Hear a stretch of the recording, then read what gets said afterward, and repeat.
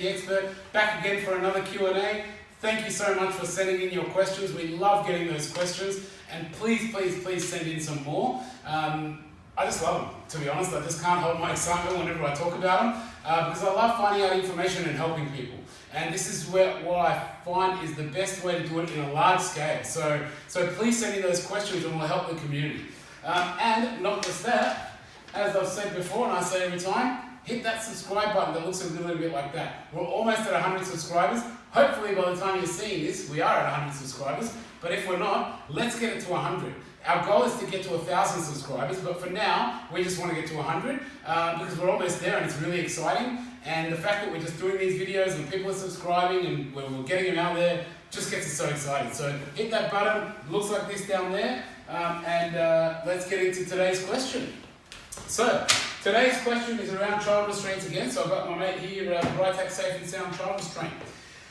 Essentially, it is around a client, so it comes in from an OT, so thanks to the OTs out there. Basically, I have a client who's obese. He's very short for his age, and he does fit in one of these seats, but his mum is saying that he's very uncomfortable, and he doesn't like being in there. And so what's the situation? Well, she doesn't like him being in there because he looks very uncomfortable. So what can we do, right? So in the previous video I recorded, and I'll put a link to it down below, I've explained what do we do if we're too tall or too heavy. So check that video out. It'll explain about how if you're too tall, you're basically above those shoulder lines, and you're basically too tall. If you're too heavy, it's when your straps physically don't fit around you and you actually can't fit them on. That's what's defined as too heavy, right? So in this case, what we've got is we've got someone who's not too heavy and not too tall. The straps fit over them, albeit they're uncomfortable. I'm not going to discount that. They're saying that they're uncomfortable, but they still fit, right? So the first and foremost is that the law and the safety comes first. So the law is around the safety, and it doesn't consider comfort or discomfort. So it doesn't say, oh, if you're uncomfortable or non-comfortable or whatever, try and find a different arrangement. It's got nothing around that. It basically just says, as a child of X age, you've got to be in this restraint. So 0 to 6 months in a rearward facing, 6 months to 4 years in a forward facing with a strap built in and a buckle between the legs, and 4 to 7 in a booster seat with the seatbelt around them, right? That's the breakdown. Now, if I am too heavy as a 3-year-old, that means the straps don't fit all the way around me. If I'm uncomfortable as a 3-year-old, it just means I'm uncomfortable. The law still says you've got to comply with the law, right? So safety comes first, comfort comes a distant second. So in this case, if you fit, you're not allowed to move on.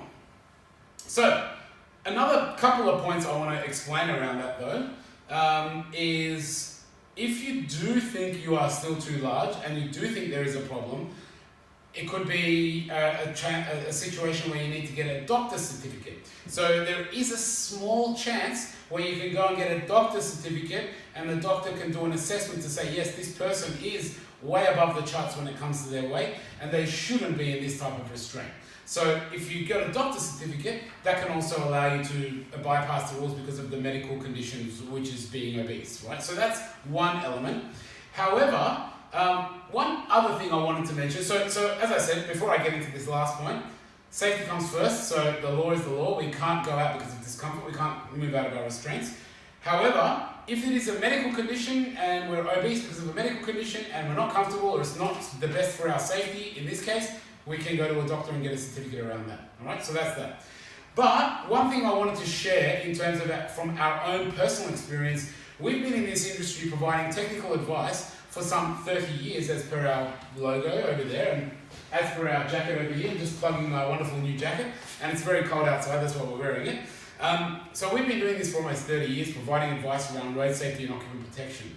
And one consistent thing that I've seen in my own personal 20 years of experience in this is that overwhelmingly parents do not make the judgment of discomfort based on what the child is saying. They're basing it on what they see themselves and their own interpretation of what's comfortable and what's not. And a lot of times, kids are a lot more flexible and a lot more moving and a lot more comfortable than what you and I are. And I've fallen into this trap myself. I'll give you an example. When I fall asleep in my car, I fall asleep with my neck like that, even if it's for about 10 minutes, I wake up and I've got a really sore neck, and it stays sore for like a couple of hours. My child, when we go on long road trips, sleeps there for like 3 hours with their neck like that. I used to get really worried about that, and I used to think, oh my God, that's so uncomfortable, they're so uncomfortable, they're in so much pain, because I was projecting my own feelings onto them. Then I started talking to my kids. I started asking them, is your neck sore? Does anything hurt? And they said, no, what are you talking about? I don't know what you mean. And I said, but doesn't it get sore when you sleep like that for a couple of hours? And they go, no, everything's fine. So asking them the question will also give you a great little answer. I sort of wasn't giving my kids enough credit around that, and I started to do that, and I started to ask them, hey, are you comfortable or are you not comfortable? Yeah, I'm comfortable, everything's fine. That was what they'd say to me.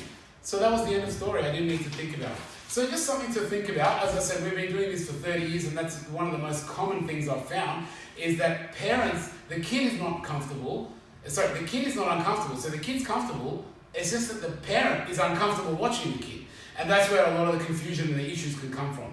So hopefully that little tip helps to sort of do that assessment and check it out. And otherwise, thanks again for sending in the question. Thanks to the OTs out there. Thanks to the therapists. Thanks to everyone out there for sending the questions. And last but not least, as I always say, let's hit that subscribe button that looks a bit like this down there. We're almost at 100. If we're at 100 already on this video, that's awesome. I'm very, very happy. And you'll know that I've been celebrating somewhere in the back of the office. But if we're not, hit that button. Let's get it to 100, guys. We're aiming towards 1,000, but 100 first, and then we'll go to the next step. Thanks very much for tuning in. See you next time.